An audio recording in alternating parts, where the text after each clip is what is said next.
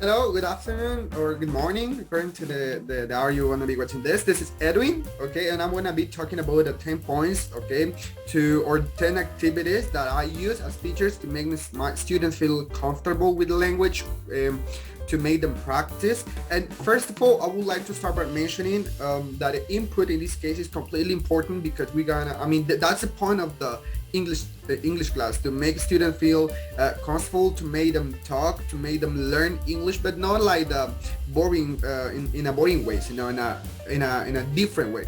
So I would like to mention that Meng in 2009, she says that encouraging students to talk in English made them feel comfortable, made them feel competent with the language, and it also helps.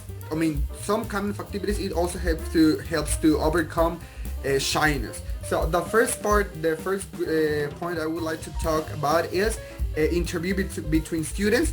Sometimes there are certain activities where students have to ask. They are given a set of questions. And they go and talk with their partners. The second one is discussion groups. Okay, this helps to me as warm up. For example, I given a topic such as, for example, what did you do on your weekend? Okay, but they don't talk to me. They talk to them. So they're divided and talk to their classmates, and they ask questions such as, "Hey, what did you do in your weekend or something like that?" Or vacation, for example, and they talk between each other and they say, "No, in my vacation I did this, or I went swimming," or something like that. The third point that I would like to mention is making students repeat the task as they understood. For example, if there is a task and teacher give instructions, he explains the activity.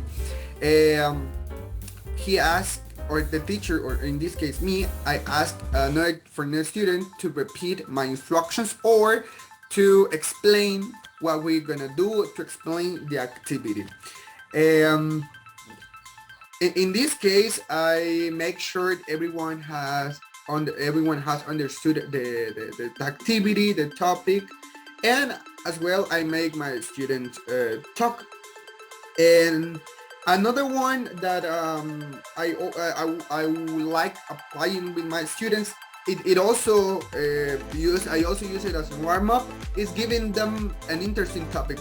For example, if there's a trending topic, for example, let's suppose a famous singer, Billie Eilish, and she is gonna get married. So this is a big news, and everybody is talking about it. So I use it. I use it in the classroom. So I write down, like, guys, did you know what is going on with this singer? And they like to talk about those interesting topics, or video games. Guy, do you know that, or movies? There's a movie, a new movie. Have you watched the movie? And I also talk to them. All right, but this helps to me as warm up. I also love playing or using role plays. This is my fifth point, sorry. Yes, this is my fifth point.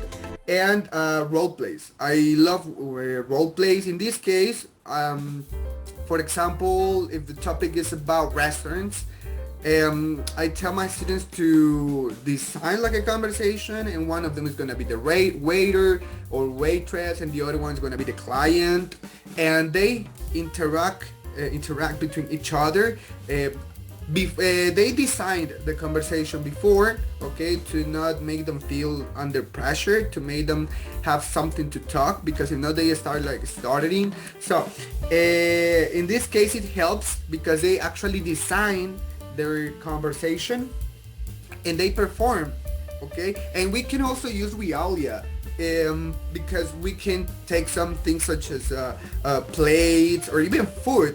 It helps. And students feel comfortable with, because they feel like kind of game, because if you take some real things like plate, like a fork or a spoon, it helps a lot. My sixth point is about presentations. to make students present something. However, this is gonna be like the topics that are in the grammar part.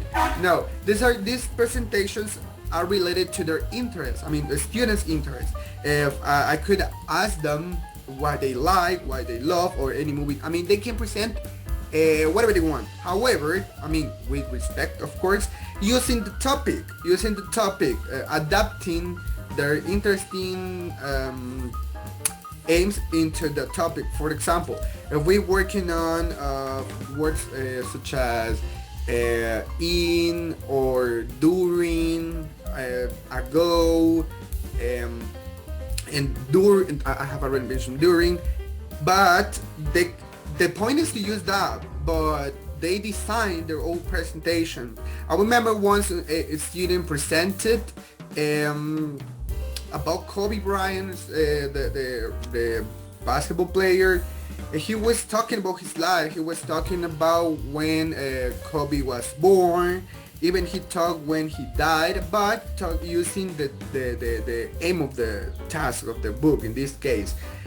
But that's the point that also helps. Another one, my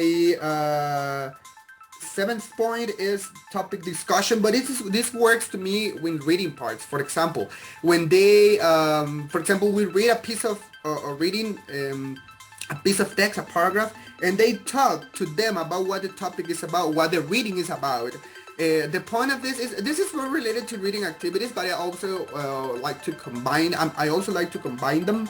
I mean, a little bit. I mean, this is reading, but a little bit of speaking, you know, in order to make them and to foster them to talk. Okay. My eighth point is this helps in classroom activities. I mean, in Zoom activities, online learning, because I like going into Google Earth, sharing my screen, showing them their favorite place, and to pretend that we're tourists, and they tell, I love this park, and okay, let's visit New York, and something like that. It helps a lot because the students feel comfortable by sharing their opinions about their favorite place. That was my eighth one. My ninth point is games. For example, hot potato, but instead of saying hot potato, I like playing songs. I play a song, and when the song stops, the one that had, like in this case, the hot potato talk, but they are asked something related to a topic or just another questions that are not related in order to make, as I repeat, comfortable with the language. So games helps a lot, but in this case, and my last source that I use is telling my students to talk everything in the target language, in this case English.